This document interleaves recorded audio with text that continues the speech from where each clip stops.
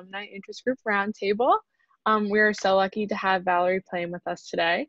I hope you all read her biography. It's super impressive, and have also watched the movie Fair Game. But briefly, Valerie graduated from Penn State in 1985 after working for the Collegian in both advertising and as a business manager. After Penn State, Valerie worked as a covert CIA operations officer, particularly with nuclear weapons. In addition, Valerie is the author of Fair Game, My Life as a Spy, My Betrayal by the White House, which then led to the movie Fair Game. And then recently, Valerie also ran for Congress in New Mexico. So thank you for joining us, Valerie. My pleasure. Thank you, Michaela, and thank you, Megan, for making this happen. This is these are strange days, right? But I'm glad I can see some Collegian colleagues, and I look forward to our event this afternoon. Please remind me, how long do you want this to go? And are we doing Q&A as well, like from the participants? Yeah, so I think we have allotted an hour and a half time. I have a few questions for you. Like we have like more of a conversation, and then at the end we can take questions from anyone else who has anything. Okay, sounds good. All right. So starting off, do you want to just tell us your experience with the Daily Collegian and how that impacted your job search and then interviews after that? I think I joined as a sophomore, and as Michaela said, I did a little bit of everything, although I wasn't a reporter. I really have fond memories. It was in the Carnegie building, which I don't think you're there anymore, right? That's like... No, we're downtown now. That's so old, I know. But it was right on campus. And I have to be perfectly honest, once I left Penn State, I was recruited at 21 to go into the CIA, and I did all my training and lived and worked overseas for many, many years. And it wasn't until I came back for homecoming, I think it was 2009 or 10, that I sort of reconnected with Penn State. So there was a lot of time there that I was not, there's a block of time that I'm not quite sure all the things that went on, but I am really proud to be a Penn Stater and have this as part of it. I think the thing that, couple things come to mind as to what the Collegian did for me in not only my first career, but continuing past that. And I think first and foremost, what makes a successful operations officer, as well as a journalist, really, and it serves you well in any field, is genuine curiosity, asking those questions. Why? You cannot fake that. People know if you're not being authentic when you're asking, well, what do you do? What's your major?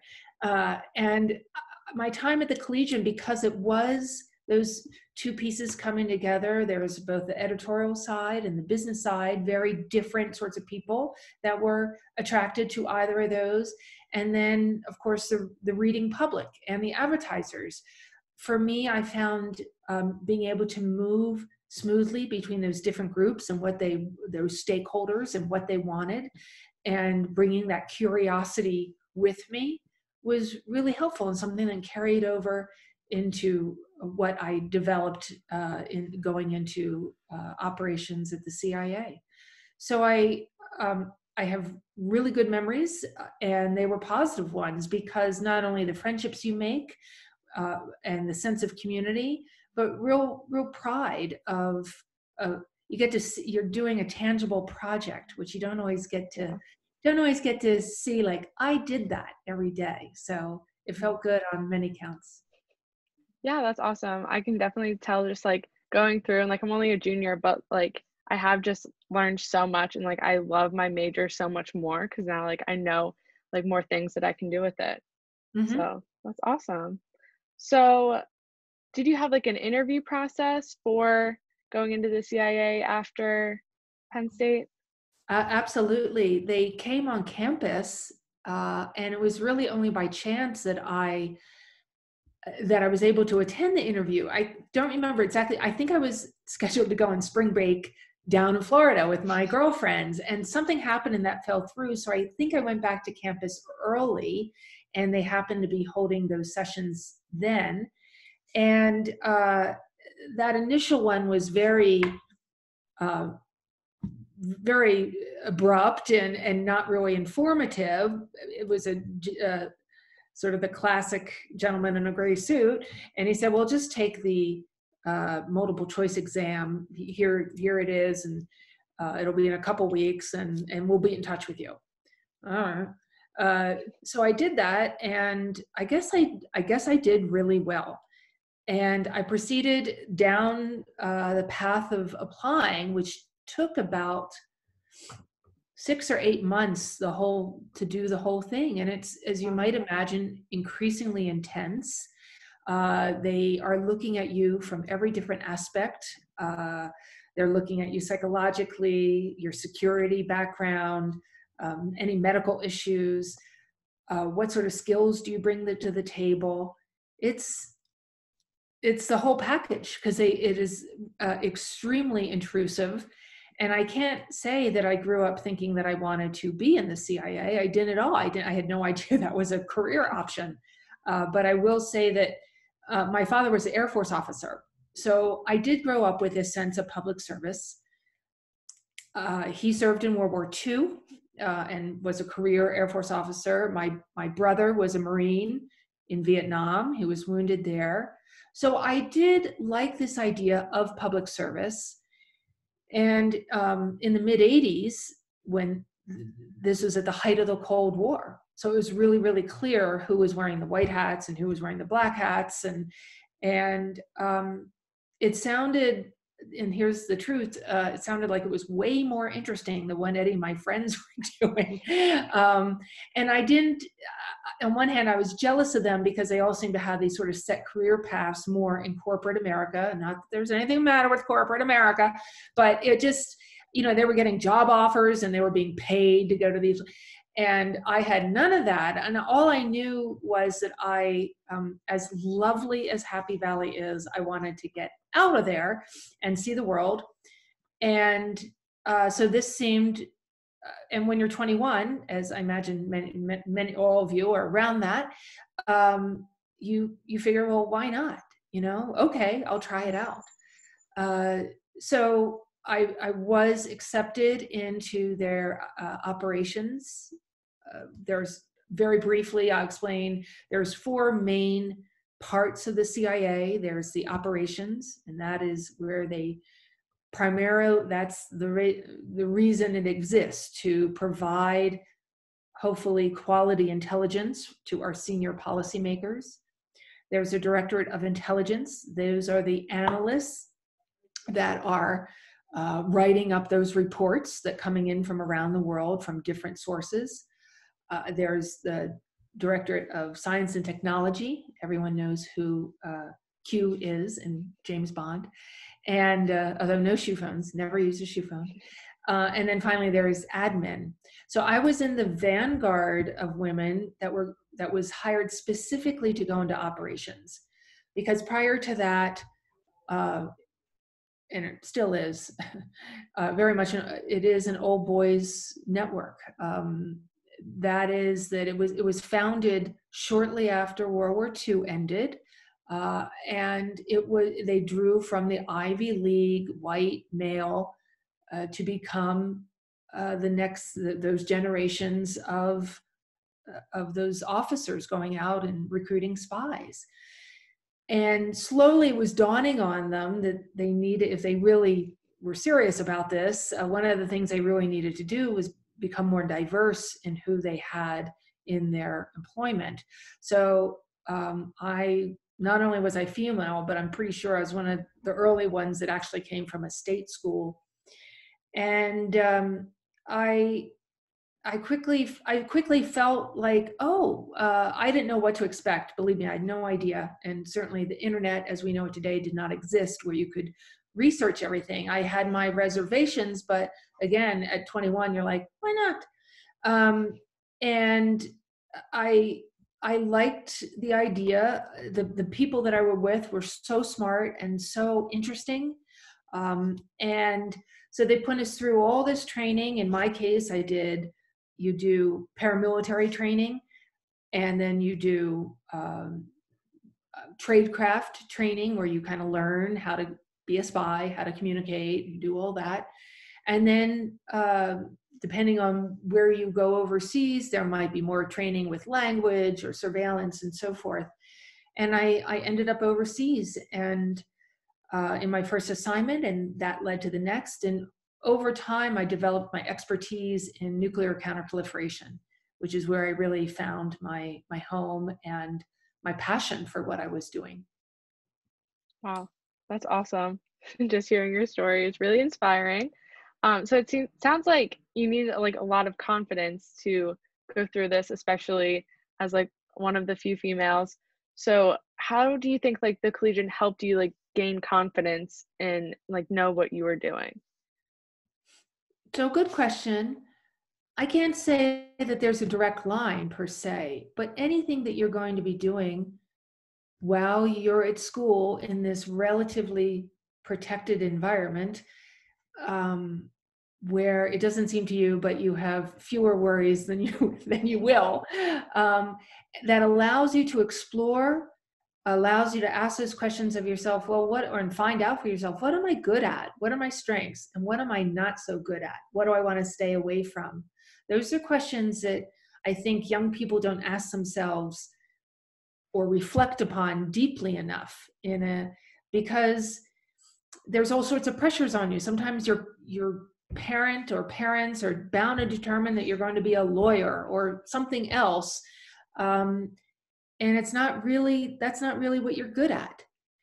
Or you have your own notion of what you should be doing, or there's all sorts of things, and it takes a while to sort out who you really are and what you're really good at.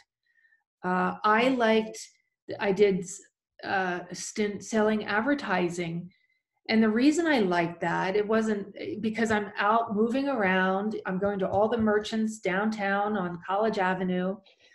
Uh, and I found I liked that much better than really sitting at a desk. I'm not a I want to be interacting with people. So that was something that kind of went click, in my head.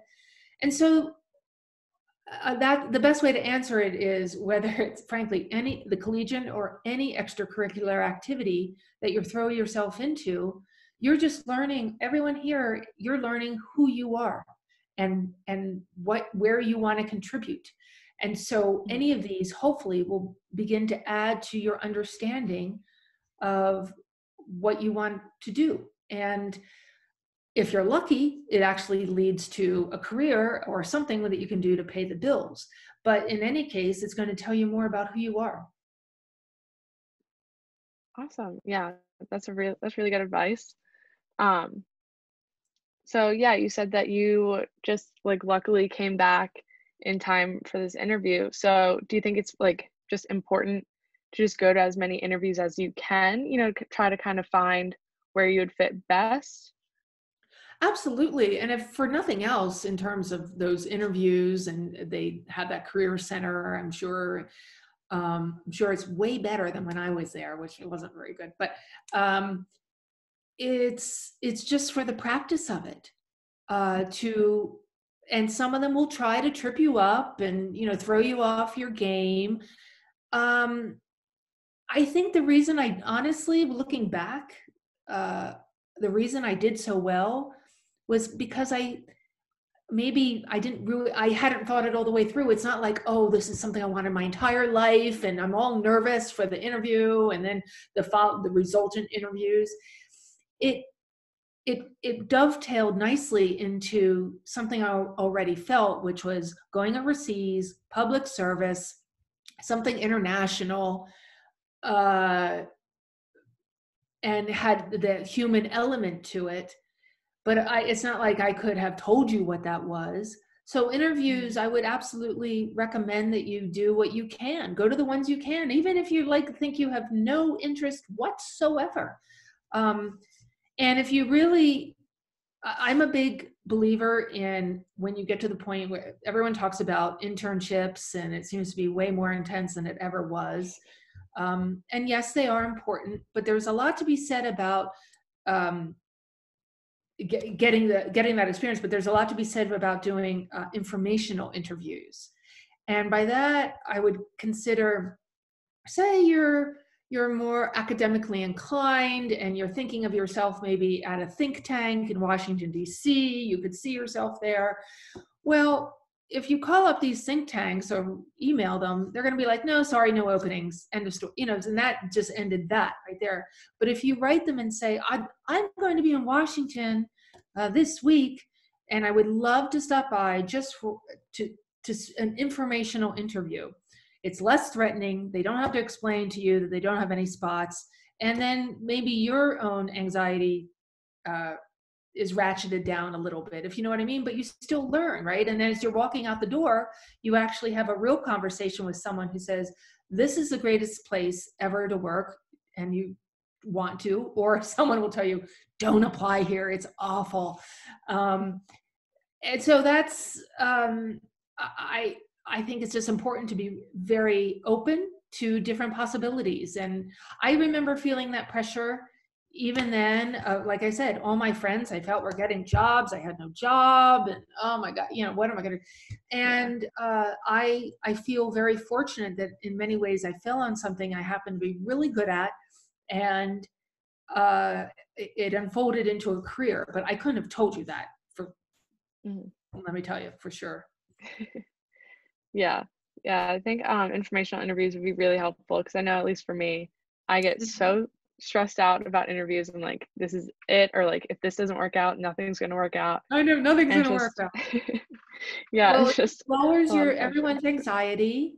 You practice. And I would just add one more point. If you actually have chemistry with this person that you're speaking to in an informal way, maybe, of course, you should always follow up with a thank you. However, that is done appropriately. And there's nothing horrible with saying, can you give me any feedback on how I presented myself? And if they're in the mood, they'll tell you, you really should have taken out 10 of the 20 earrings in your, I don't know, whatever, you know what I mean? Like they'll give you feedback that is useful. Like, okay, I gotta be a little more conservative in my, as I present myself. Yeah. And I think that's also helpful, like with all of us working at the Collegian, like we have more experience, like speaking with outside people outside of our organization. So I think that will definitely help us in the future as we're all getting to the interviews. So is there anything like at the Collegian that you think specifically helped you in like your high stakes work environment, or anything that we could be doing now to prepare us for a more high stakes work environment? These are just good habits that you develop, which are called things like deadlines, being responsive. I get ticked off when someone cannot even be bothered to, you don't have to answer everything in that email that you just asked for something, but to be able to respond and say, thanks for your email, I'll get back to you. I'm putting out a fire, I'll get back to you as soon as I can. It's just responsible. And those are those professional traits that you are learning now at the Collegian that will hold you in good stead. I myself am still learning to be more, I think I tend to explain, I think women do this more. I think I explain too much in emails. Like I should just say, no, thank you. That's a full sentence. Yeah. Because I no way mean to be patronizing, but because you're young, you're still learning all this stuff, and you feel, particularly women, do feel like you need to explain. Because you want to please, right? You want to please someone, and so you're like, well, I'd really love to, but I can't on Tuesday because da da da da da. No. So I am learning to how more, without being rude, but just be more mindful of how I am responding to people in a professional way. And that's what working at the Collegian in any capacity is going to teach you. Yeah, definitely. so you said that the Business Career Center wasn't the best when you were here. Um, so Where are is there it any other? now? Where is it located now? I'm just It's curious. in Smeal still. Okay. And, like they come and talk to our classes sometimes, but actually we had to do mock interviews there, which Oh, was pretty good. nice. Hmm. Yeah, so they're getting better. Um, are there any other resources you can think of that we should be taking advantage of while we're still in college? I would continue to read as widely as you can, and whether for current events or, I mean, of course, you've got a stack of books that you're supposed to read for your studies, and it's hard to think about going beyond that. But believe it or not, you have more spare time now than you ever will again, and being able to prioritize that time and organize yourself, of course, is a really key function of going off to college. I mean, this is obviously such a strange time for us now, and how you are experiencing university. I mean, Zoom, this is just so strange. Mhm. My own kids are in college now, and we're all just going to be changed on the other side of this. We just don't know how. I like that. I do believe that a silver lining in this is I think we are all hopefully rethinking where do we really want to put our time and our energy and our focus, because it just seemed like we were at an unsustainable level before, trying to do everything for everybody. And now we have a lot of my friends that are really more introverts by nature. They're like, I've been waiting my whole life for this, because you get to pick and choose uh, where you want to show up. I mean, obviously, some things you can't, like your Yeah. classes, and you should go to all your classes. But uh, your generation is going to be marked by this in ways we don't understand yet. I just saw something in today's paper, I think the Times, that they're doing a lot of polling of how many people want to keep working from home, and basically most people are like yes, because they want Yeah. we want that flexibility, Mhm. at least that option. Yeah, definitely. I know before this whole thing happened, I was just like running around all day. And Yeah. then with everything, I'm like, I don't have to. I can Yep. take my time, you know, take a step back a little bit. Yeah. Um, so with us being a newspaper, a lot of us are in PR and reporters. So how should we like portray controversial issues, like the ones that you have worked with? uh, I'm not going to speak to how to portray, because Okay. I'm not a journalism professor, and there's a lot of ethics around that. Mhm. I think you are experiencing right in front of you a time in our country where we're more deeply divided than ever, and um, I think a sense of trust in institutions that I certainly have taken for granted most of my adult life has been severely eroded, from voting to Congress to and then what we have seen this summer, the Black Lives Mhm. Matters movement, and what that means, really taking a hard look, if you're a sentient human being, Mhm. of this, what our system is. All these things are running through what you are taking in. And like anything else, I really believe that you need to, just like your diet, if you have to be really thoughtful about what you are ingesting in terms of media consumption and where it's coming from. Apparently, the vast majority of Americans are getting their news from Facebook. Thus, we have Mhm. QAnon. Okay, does everyone know what QAnon is? Yes. I mean, Mhm. right? It, it Yeah. it it seems to me millions of people have completely handed over their critical thought process, um, Mhm. and this is what a university first and foremost should be teaching you to do, which is think for yourself, critical thought, and that includes whatever media you are ingesting. Um, And even now, I'm sorry to say, the standard bearers of the New York Times or the Washington Post, where they used to be such a stalwart fortification of like, I can count on what they say. They have gotten major stories wrong, or particular.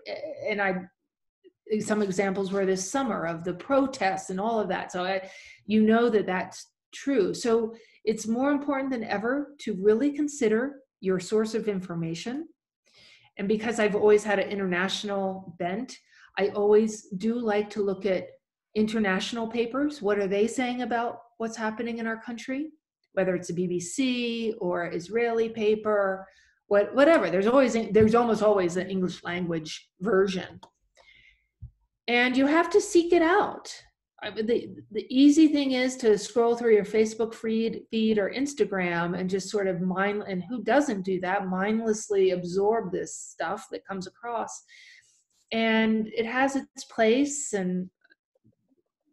but I think I'm more and more concerned about their place in our society and how much that they have, the information that they are finding. And this isn't the discussion here and now, but there is a huge discussion, which you should be talking about in your journalism classes, about the ethics around it. Is Facebook merely a platform, as Zuckerberg likes to say, or did they have any responsibility for either hate speech or flat out lies on COVID, whatever it might be? And that's tricky. It's not, to me, it's a very complex question. So in circling back finally to, how do you portray these controversial issues? It is that's investigative journalism, and where that is good, and you keep, you cherish that, you keep digging, and things come to light in our society that without those really intrepid reporters, we would never know. Yeah, that was really a good answer. Yeah, thinking critically, that's definitely something that I think a lot of people should work on. Do any of the reporters in here have any questions or anything they'd want to ask or talk about that?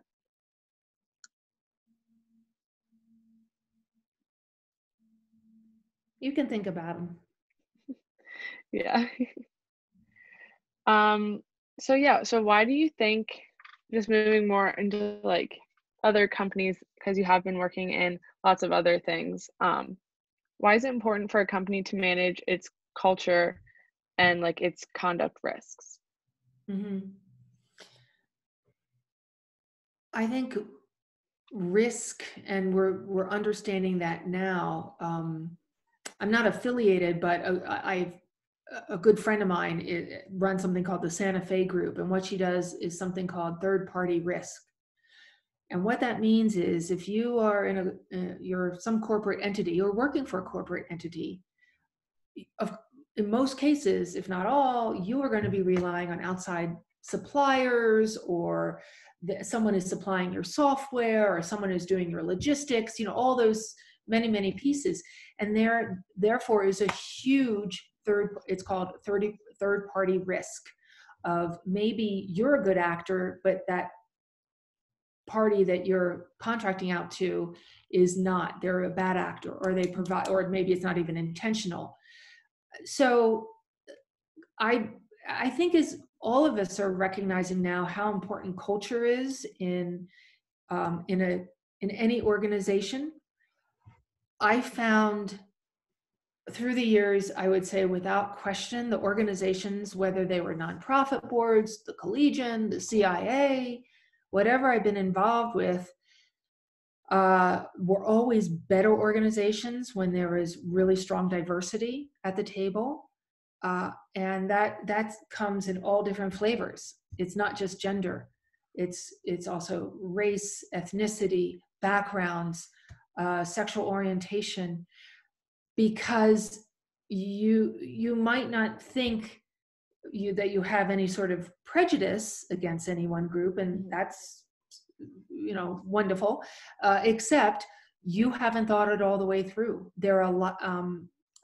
I've been in many a meeting that has been stronger because someone with a different viewpoint said, what about this? And no one else had thought about this. Mm. So whenever you're sitting at a table of any organization, whether it's on campus or whether it's your first job or wherever you go, do think about that. Diversity is really, really crucial to building a better, stronger, more resilient organization. And the other piece I think is really important. I'm on the board or advisory board of a company it's a startup called Starling Trust, but they have a very interesting algorithm that is able to determine where there's deficits of trust in a large organization. I mean, they're not spying, they're not checking your email to say, I hate John in marketing, he's terrible. But they have ways, and they're able to take that composite view and take it to the company directors and say, you have a real problem here. You're, for instance, your sales and marketing are, they're talking, but no one's talking to the people in logistics. No one is communicating with them. And so that's what Starling Trust does. It's a very interesting applied mathematics and psychological skills that are being used in really interesting ways. They are particularly very big now in the financial sector, as you might imagine, with all the banking scandals that have gone on over the last few years.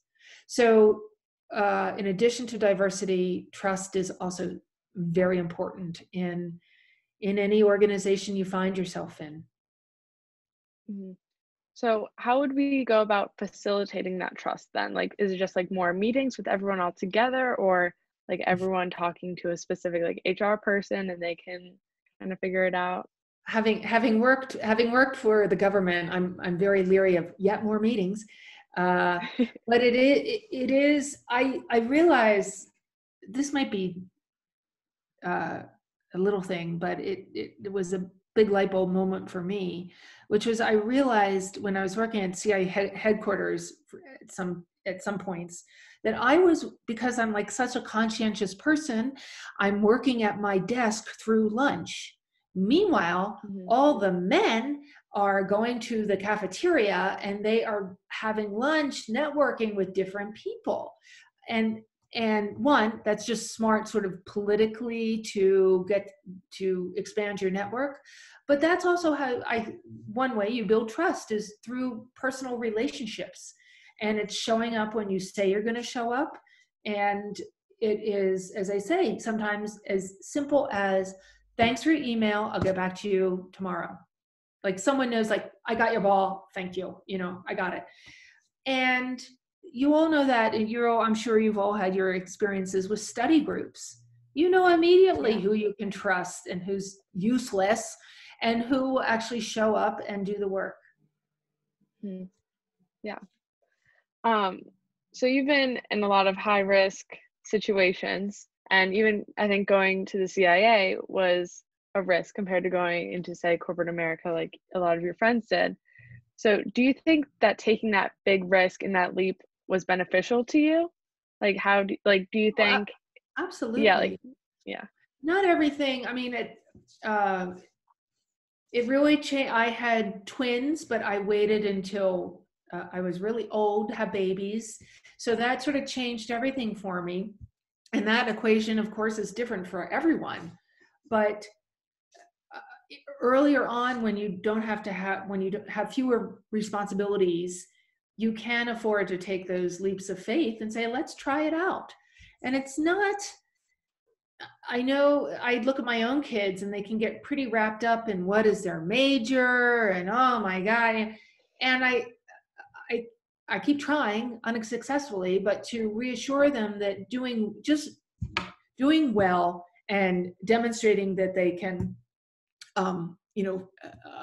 get a degree is in most cases that will help, that is sufficient, because I think it's rare the person who really knows what they want to do. How do you know? I mean, there's like so much out there. How do you know? I mean, some people are like, I've always wanted to be a surgeon. That's just all.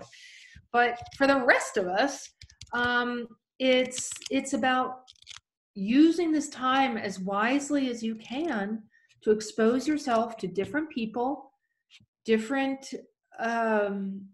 different ways of thinking, and having that opportunity to, there's only a gazillion different when now of course it's kind of weird, who knows where this go, but so many different extracurricular activities at Penn State that you'll never have a chance to do that again. Yeah. So go do it. Mm-hmm. Yeah. And then you were an advertising major, right? Journalism, Right. Okay. Yeah. So do you think that your major, it's not the most important thing, right? Like, would you it's say not. your Everyone extracurriculars? stresses about it way too much, I think. I mean, you have to graduate, and hopefully on time, but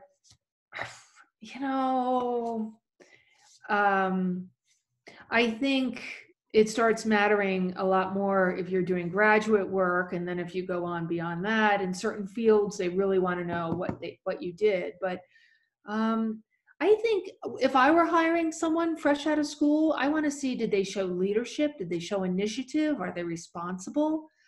I'm much more interested in your traits rather than what courses you took. I could care less what courses you took. Yeah.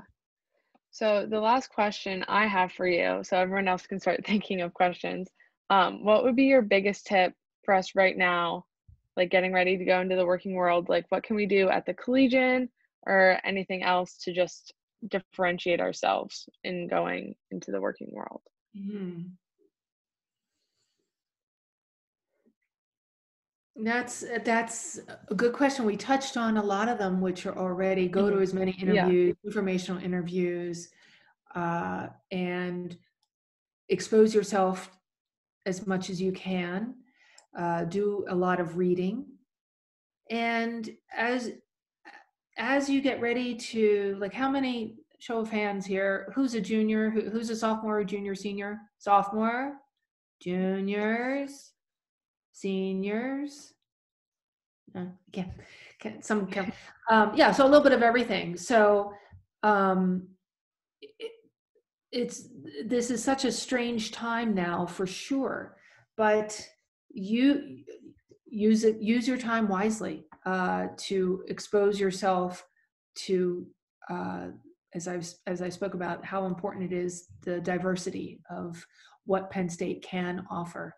I have to say, when I was there, it was pretty lily white, and most people came from either the Pennsylvania or the Philadelphia area or the Pittsburgh area, and that was that. And I think to its credit, it's much more diverse now. Awesome. Does anyone have any questions for our lovely guest, Valerie? I have a question. So can you hear me? Yeah, I can. Yes. Okay. I'm wondering, so I'm trying to, well, let me back up. So I'm a senior and I'm interested in working in politics, but I don't necessarily have any experience in politics. So I'm wondering if you have any advice for someone who's trying to. It doesn't matter. It totally doesn't matter. I just ran this congressional campaign. I'm telling you, everyone is under 30. Seriously. The only way you're going to get experience is to start someplace.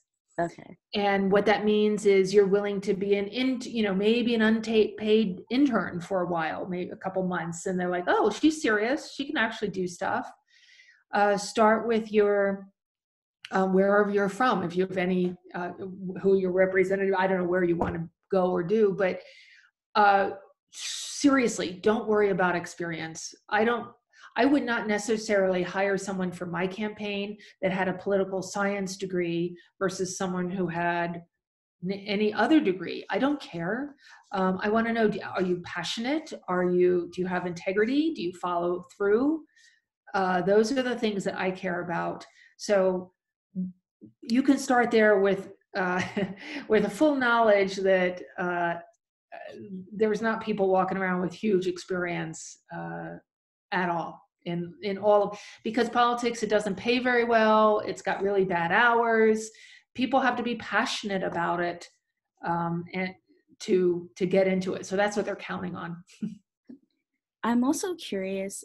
So how long were you working at the CIA? Like how many years? 20 years. 20 years. So with those administration changes, I assume that there were probably choices or things you didn't agree with that you were assigned to do. So I'm wondering do you have any advice for people that have orders that they don't necessarily agree with, or work for people they don't necessarily agree with? Yeah, well, I assume that you're referring to sort of the morality of it, Yeah. and particularly in the CIA, that comes up more than, say, other jobs. For me, you can't defend everything the CIA has done, but I really found fulfillment working on the whole nuclear proliferation issue. I thought that was really worthwhile, and then that was, in some cases, it would only be the CIA that could do some of the work that we did to to advance those objectives. That said, I felt early on that I needed to be prepared to quit if I felt something was against what my own moral compass said. And I was prepared to do that. And when you go up, this is not the CIA, but any sort of political appointee position, for instance, an ambassador, or any job, it doesn't have to be an ambassador. You should be prepared to walk out if it really goes against who you are and what you believe, which is way easier said than done, because if you have a mortgage and kids and payments and all that sounds really great, except what does it really cost you? But certainly keep that in mind. So I fortunately felt I never faced that dilemma. I always felt what I was working on I was very clear as to what I was doing, and but I think we should all, no matter what you're doing, be willing to walk away, and it takes a lot of courage if something doesn't smell right, or you're asked to do something that is against who you are. Everyone has a different calculation for that. Thank you.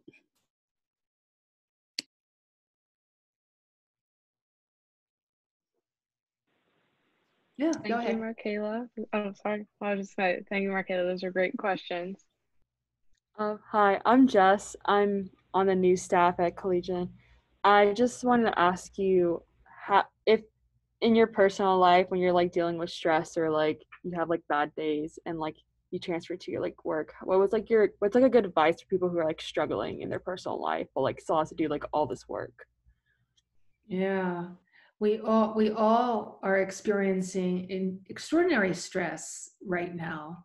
I feel as the election gets closer, there's a sense of dread. I don't care where you are in the political spectrum. There's of course the whole COVID madness, and of course you're in a really unique situation, and what is going to happen. I'm sure you're getting updates every day that change of what your class situation is and so forth. So again, I go back to, I believe that the silver lining in this time is about picking and choosing more mindfully where you want to put your efforts and your energy. And in college, there's so many things that are tempting, and you try it out, and you got to go, does that really serve me? Does that really serve who I am? Does that really, okay, I learned something from it. And you'll make mistakes, and that's okay too. You'll make like, oh, let's not do that again. Everyone, I mean, when I was outed from the CIA in 2003 and went through basically years of chronic stress of being in the media, and it was just that's a whole conversation for another time. And I know people were well-meaning, and they would tell me to do yoga or meditate, and when you're in the thick of it, sometimes all you can do is put one foot in front of the other. I'm not going to lie. I am not going to lie. Sometimes you just have to muscle through and draw on reserves that you didn't maybe knew you had. It's important, I think, particularly at this age now, to build up sort of this invisible muscle of resilience, because life, right? Life goes sideways. How do you handle that? One of my friends like to say, embrace the suck, but it is resilience in addition to empathy are two great character traits that I don't think you can teach. You can talk about, but you can't hand it over. But do think about it. What are you resilient? How are you building up your own resilience? Whether when you're sick and you're stressed out because you've got exams or there's socially stuff going on, how do you recover? How do you recover from things that didn't go your way? And that is crucially important. We're still very much a society that cheers success above all else, and that's all wonderful. Except I think there's some books that have been written on this. There's a huge power as well to both failing and recognizing what you learned from that, and secondly, being open to being vulnerable. That works on many, many levels. So. Long answer, but a lot of things.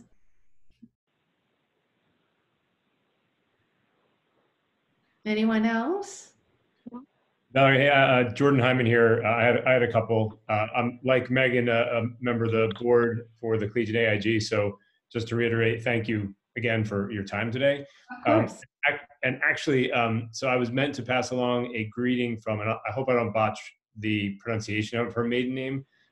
So Karen Pallotta is on our board, but maiden name, is it Karen Schlimmy? Is that how she would have said it? That sounds right. That sounds right. Please give her my warm regards. Thank you. Where is she? It's her husband's birthday. Otherwise, she would be on the call today. Uh-huh. I guess you guys worked in DC together after Penn State, something like that. So she wanted to say hi. Is she in DC now? Where is she? She is. Where is Karen? I actually think she's Chicago. Megan, do you know that? Pennsylvania sticks in my mind, but now I'm not sure. Now I guess, but That's okay. it might be in Pittsburgh. We'll confirm. We'll She's on the connect. board though. Yeah. Okay. Yeah. I had two questions for you, and they're related. I mean, you've had such a diverse, varied, fascinating career that, I mean, already at this point. So one question really was, what's next for you? I'm curious about that. And also through the lens of the students that are on today, and some of the things that you've focused on and been passionate about and written about and talked about, from climate change to social media. Just curious, like where you see kind of the career market going. So as students come out into the real world, either as this craziness persists or maybe some of it subsides, where do you see opportunities? And what any seed plants there for them to think about? Got it. Well, thank you. A pleasure to be able to do this today. So for me, for what's next, for the first time in ever, I'm just allowing myself, I'm giving myself the gift of just taking a breath, which I haven't done in ever, maybe. Really, I mean, it's just been, I've had a life, and it's been pretty intense. And I just came off this congressional race, but even before that, there were a lot of personal things that just really demanded everything of me. So I am just enjoying this time to rebalance. I'm not chasing anything. So the real answer is I don't know, and I'm okay with that for right now. I'm like, I've tried to plan before, and that didn't seem to work out well. So I'll take the opposite tact and just enjoy this time. I feel like it's a gift in many ways. So but I remain committed and passionate around the issues of the nuclear threat. I continue to care deeply about that. And it turns out, I mean, I care deeply about policies, but I find politics to be really, maybe I wouldn't be saying that if I won, but it really is brutal. It is brutal. There's a lot of money in our electoral system that is just disgusting.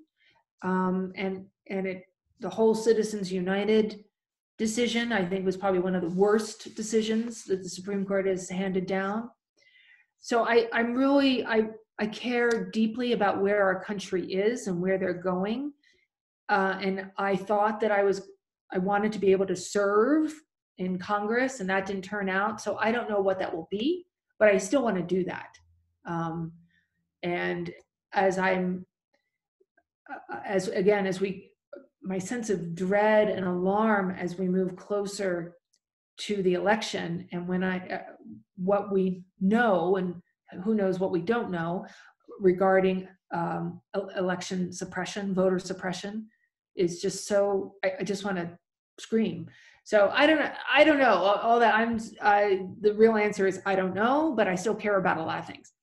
So in terms of the career market, I think in many ways, folks that are graduating and going off into the big wide world now have it so much better than when I was graduating. And here's why: because seems to be many more options available, and things that I didn't even know existed. For instance, in the nonprofit world, or in corporations are becoming much more aware of their impact.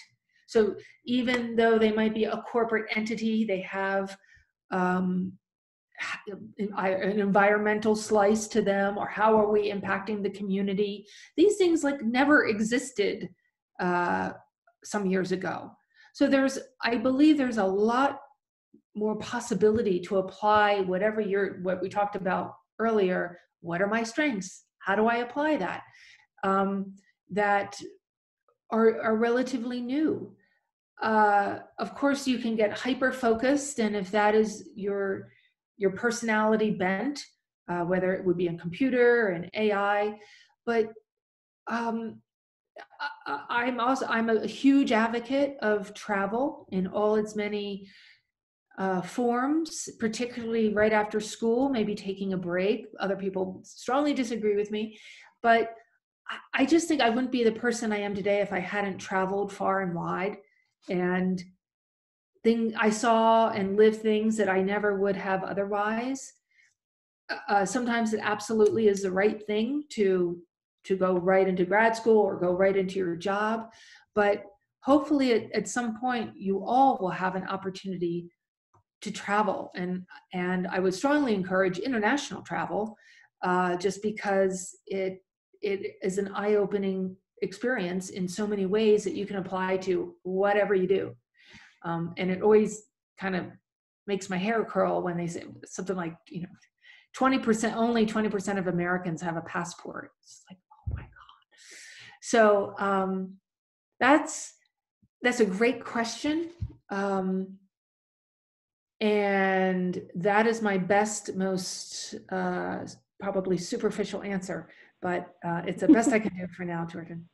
Sounds genuine to me. Thanks very much. Appreciate it. I have a question, but I don't want to step on a student who may have one. So, all right, I'll go. Yeah. So Valerie, you touched on this a little bit, but you clearly built a career in very male-dominated fields, where not only were you one of the first women in your roles, but if not that, you're certainly in a very small percentage of women that were involved. Even I've been out of college 20 years, and even in the 20 years that I've been out, I've seen a difference in how women and men are in the workplace, but would love to hear your perspective or any advice, either certainly for the staff of the Collegian now as they're interacting now, but then and as they hit the workforce, or any of us along the way. Would love to hear your perspective and any advice on that. Sure. Yeah, I think I was able to be successful because I went after what I could get rather than things that felt unattainable. I mean, obviously, look at me. I am never going to infiltrate a Hamas cell. That's not going to happen. But I could really plausibly pose as a businesswoman buying nuclear parts. So.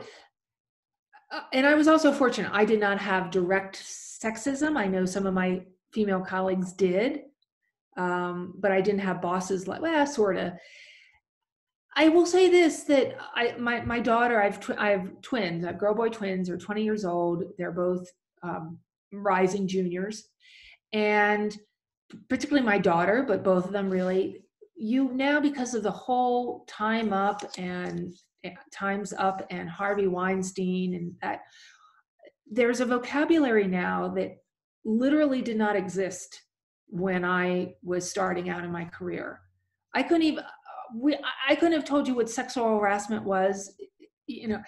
I just knew, as we all did, the creepy guy, like stay away from him, and so I'm really pleased that I'm speaking to the students. Your generation has vocabulary to think about this, and I find that very empowering, actually. And as I have to go back to that earlier point of my true belief that diversity is strength. And so many times, if you'll look at a picture of who's on the board of something, it's, older white men.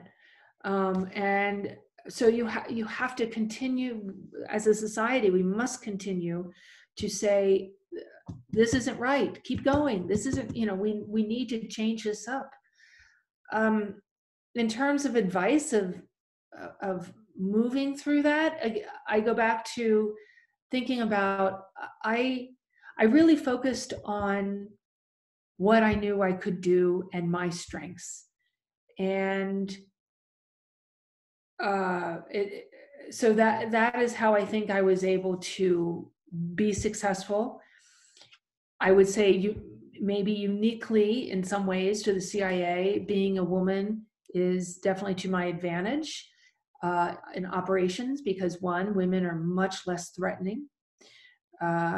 Women are seen as the nurturers, so I can get people to talk to me about almost anything. And that is, I think, a function of, again, being both curious as well as being seen as less threatening. And that those things are all really good when you're doing operations. And the fact is that throughout most of the world, women are really not looked at. They look through you.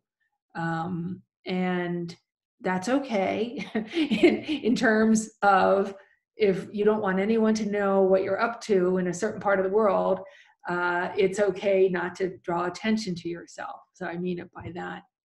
Does that make sense? It does. Thank you. I have another question. It's my last question. So I have a friend. We're both interested in journalism and politics. So we were talking about war reporters and things like that. And I was wondering, you previously being a CIA agent and constantly being in dangerous situations, how that affected your physical health and like mental health, and if you would recommend someone putting themselves in situations like that for long periods of time. I think, well, you self-select.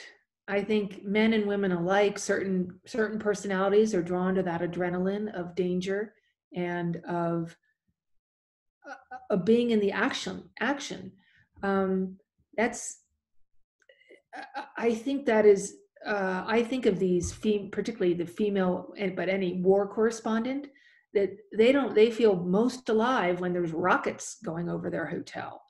And they want to be there to bear witness and they also thrive on that. Despite having worked for the CIA, that is not me. I want to take a very calculated risk. But everyone has a different way of approaching that. So, or calculating that. So I think it's a very individual, you put yourself forward and volunteer for those assignments. No one drags you into it, because there weren't, despite having worked for the CIA, Hollywood plays up a lot of the violence. I did not typically walk around with a gun. You don't collect intelligence with a gun. And most of the time I did not feel myself I was on guard, but I did not feel myself to be in danger, because ideally, you know way more about the situation than the person you're meeting with, or you should. and again, it's calculated risk. If I walked into a meeting where I'm trying to get intelligence, or having a meeting with a terrorist, for instance, I know that I have surveillance, and I have, I already feel I know what is, I know a lot more about the parameters around that meeting than my interlocutor does. So that's very helpful.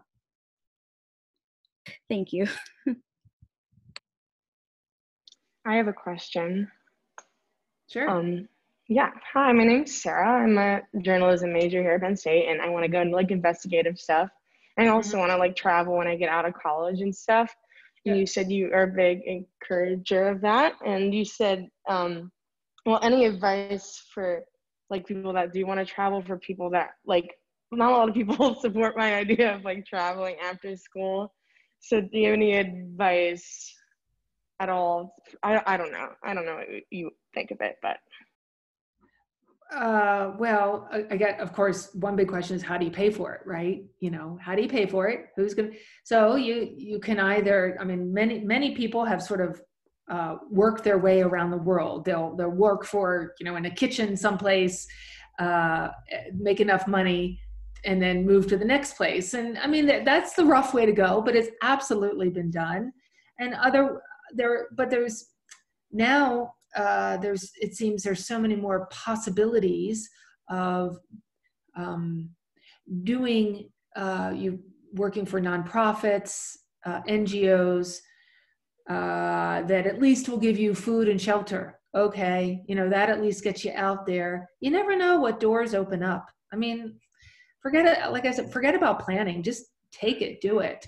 And then you never know who you meet. And they're like, oh, you would be perfect for this. And so those are things you cannot plan for. You would never know if you didn't take that first step. So I say go. At most grad schools, if you've applied, you've been accepted, you can delay for a year. Okay. Gotcha. Thank you. Sure thing. What else, Michaela? I have another one. Mm-hmm. I have another one that I'll jump in. So I'm curious about within the after your time at the CIA, and then the current, I'll say, climate now. If anybody was prospective and was looking towards the CIA, would you recommend they look at a career within the CIA? Or if your kids were interested, how would you feel about them applying for the CIA? That's such a hard question. I truly encourage everyone to consider public service of some sort. It doesn't have to be the CIA. And it does feel it just feels right now that this is such an unsettled period, certainly before the elections. I loved my career. It gave me a wonderful way of feeling that I was contributing, and I was also getting to do really cool stuff. But again, there's so many other ways to consider doing that. What you can go to the Foreign Service route, or USAID, or there's many others. I really, I promise I won't get political here, but I think it's fair to say that the United States is suffering from a severe credibility crisis overseas, and a lack of real expertise in not only on the home front, domestic agencies, and it's been so highly politicized, and a lot of people are quitting because they can no longer support, going back to that earlier question of at what point are your morals compromised? So you do see a lot of that, people walking away from an entire career just saying, I'm done. I am not participating in this anymore. That said, gosh, we need bright, young, energetic people coming in, fresh blood, seriously, that are willing to move forward. And so that's why, even if my own kids were to come to me and ask, I'd absolutely encourage them with the CIA or anything else in government for that matter, despite how fractious and painful and vicious it feels right now. Thank you. I just have one question. So Valerie, I watched your movie, Fair Game, and I loved it. So I was just asking, do you like it? I did like it. Thanks. I thought it was a pretty fair representation of what happened. Even though obviously it's condensed and it's it was Hollywood. You got to tell a story in 2 hours. But I thought it was pretty good. And I hope did you see the director's cut? I did not, unfortunately. Okay, yeah, because that's the better one, Doug Liman's cut.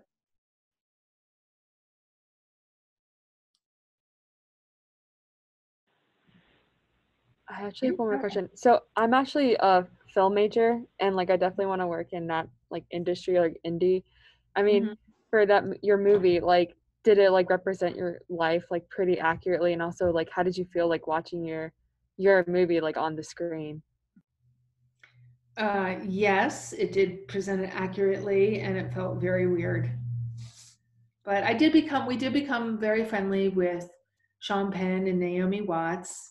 And it was interesting to see that whole process, right? How from the script to filming to editing, and then all the PR, blah, blah, that goes with it.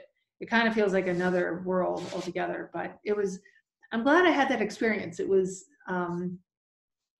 just in a normal life, you don't get to do stuff like that. So it was kind of cool.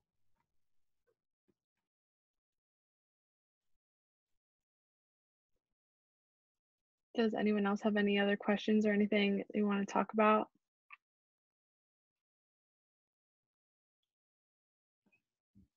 Pretty good. Okay.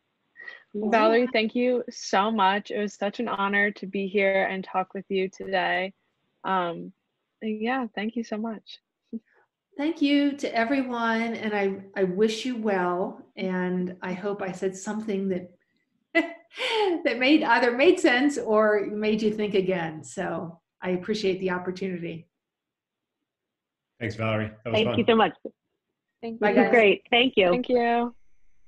Bye-bye. Thank you, everybody. Thank you.